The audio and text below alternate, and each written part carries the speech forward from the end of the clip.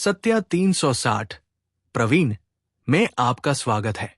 आज आप सुनेंगे 16 वेद दिवस की कथा। 16वां अध्याय। कीर्तिवीर्य बोले हैं भगवान। वो राक्षस कौन था और कांचन मालिनी कौन थी? उसने अपना धर्म कैसे दिया और उनका साथ कैसे हुआ?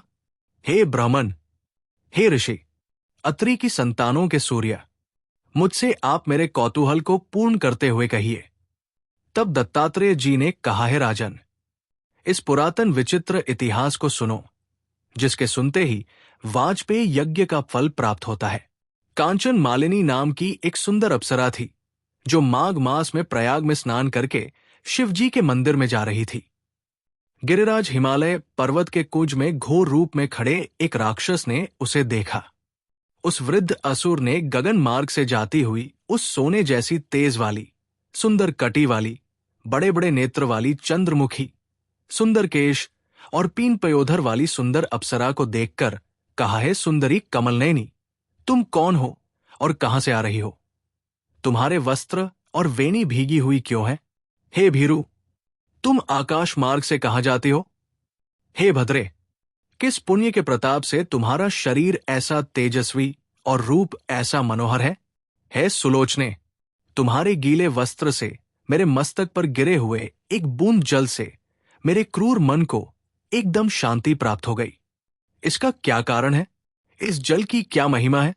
तुम बड़ी शीलवती प्रतीत होती हो, इसका कारण मुझसे कहिए।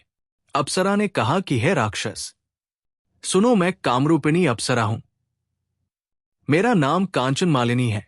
मैं प्रयाग में संगम से स्नान करके आ रही हूं। गंगा यमुना में भली प्रकार मेरे वस्त्र भीगे हैं। हे राक्षस, अब मैं श्रेष्ठ पर्वत कैलाश पर जा रही हूं, जहां पर श्री शिव पार्वती निवास करते हैं।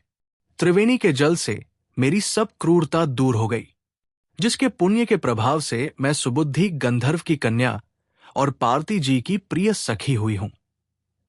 जो आश्चर्य देने वाला उदाहरण मुझसे ब्रह्मा जी ने कहा था, सो सुनो। मैं कलिंग देश के राजा की वेश्या थी। रूपलावण्य से पूर्ण और सुंदरता में दूसरी युवतियों में शिरोमणि थी। मेरी सुंदरता पर सारा नगर मोहित था और मैंने अनेकों प्रकार के भोग भोगे। अनेक प्रकार के वस्त्र और आभूषणों की घर में कोई कमी नहीं थी। कई कामी पुरुष आपस में स्पर्धा ही से मृत्यु को प्राप्त हो गए। इस तरह उस नगर में बड़ी सुंदरता से जीवन व्यतीत हुआ और मैं वृद्धावस्था को प्राप्त हो गई। तब मेरे मन में विचार उत्पन्न हुआ कि मैंने अपनी सारी आयु पापों में ही व्यतीत कर दी। धर्म का कोई कार्यदान, तप, यज्ञ आदि नहीं किया। शिव या दुर्गा जी की आराधना नहीं की। न कभी भगवान विष्णु का पूजन किया, न ब्राह्मणों को तृप्त किया, न प्राणियों का हित किया। हे राक्षस, मैंने बहुत से पाप किए गए, इससे मेरा मन दुखी था।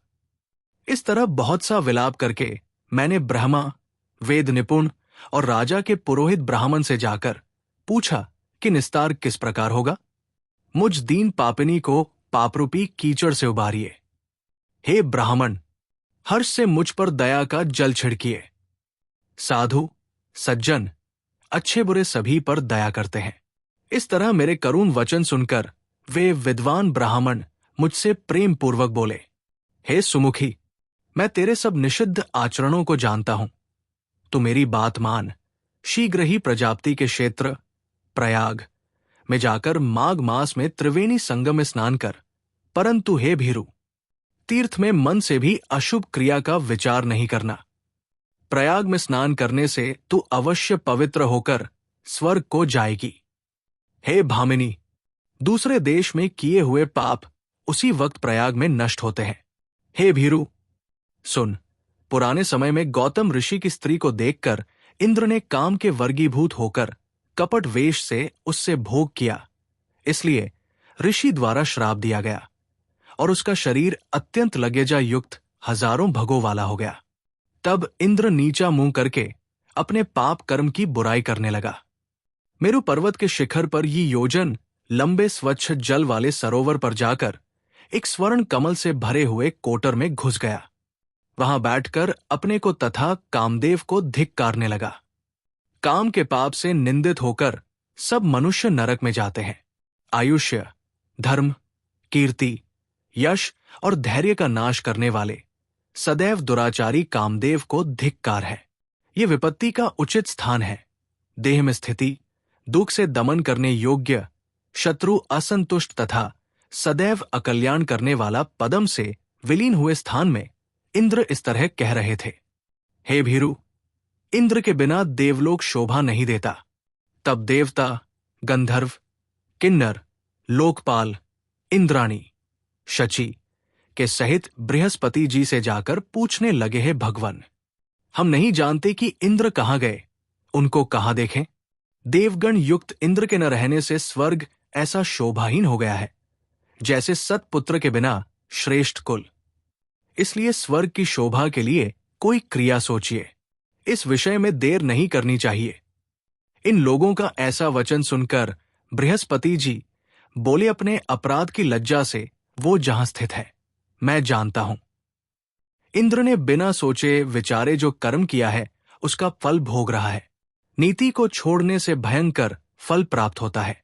अरे, राज्य के मद से उन्मत्त कृत्य तथा अकृत्य का विचार न करें। भाग्य से नष्ट बुद्धि होकर लोग मूर्खता के काम करते हैं, जिसके अपराध से हम लोक तथा परलोक के पुण्य नष्ट हो जाते हैं। फिर गुरु जी सबको साथ लेकर उस जगह पहुंचे जहां पर इंद्र था। उस बड़े सरोवर पर इंद्र को देखकर उनको मुग्ध करने लगे, जिससे ज्ञान होने पर और बृहस्पति के समझाने पर कमल कलियों से इंद्र निकले। वे मुख मलिन और कुरूप थे। उनकी आंखें लज्जा से बंद थी। इंद्र ने बृहस्पति जी के चरणों को पकड़कर कहा, हे गुरुदेव, इस पाप से उद्धार करके आप मेरी रक्षा कीजिए। इंद्र के वचन सुनकर बृहस्पति जी ने कहा, प्रयाग में स्नान करने से ही तुम पाप मुक्त हो जाओगे। हे इंद्र, चलो तुमको लेकर हम लोग वहां चलें। तब पुरोहित को साथ लेकर इंद्र वहां गए और प्रयाग तीर्थ में जाकर स्नान किया और त्रिवेणी स्नान से इंद्र पाप मुक्त हो गए। तब बृहस्पति जी ने मुग्ध होकर इंद्र को वरदान दिया, हे इंद्र, हमारे प्रसाद से शीघ्र तुम्हारे शरीर में जितने भाग हैं सब नेत्र हो जाएं। तब शचीपति इंद्र बृहस्पति के वर से 1000 नेत्रों से ऐसा सुशोभित हुआ जैसे मानसरोवर में कमल शोभायमान होता है। बोलो श्री लक्ष्मी नारायण भगवान की जय। आज की कथा यहीं तक। जय Shri Radhe. Please subscribe my channel.